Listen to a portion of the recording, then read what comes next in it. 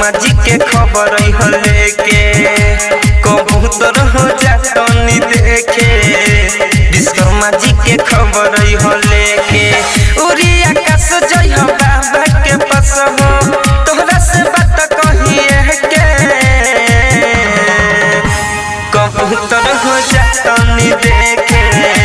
विश्वकर्मा जी के खबर लेके कबूतर हो जातनी देखे। विश्वकर्मा जी के खबर लेके डीजे अरमान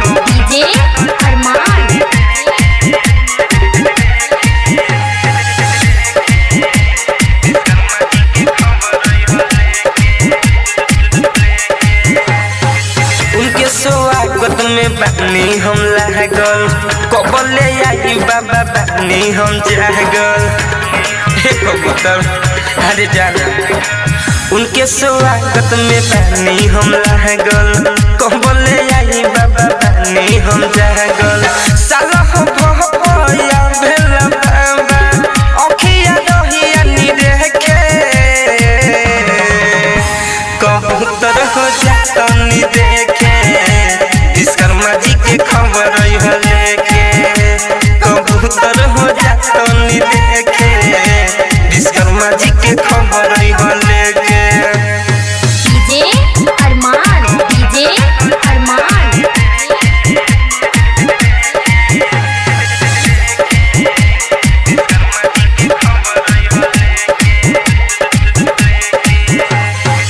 मंडप सजा के कोइले बानी तैयारी गाई के गीत कहे छोट बिहारी।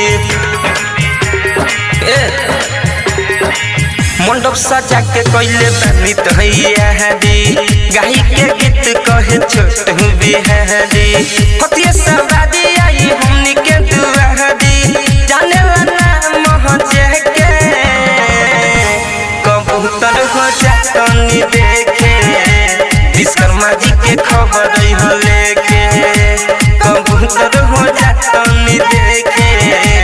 विश्वकर्मा जी के खबर लेके रौनक रिकॉर्डिंग स्टूडियो मेजरगंज सीतामढ़ी।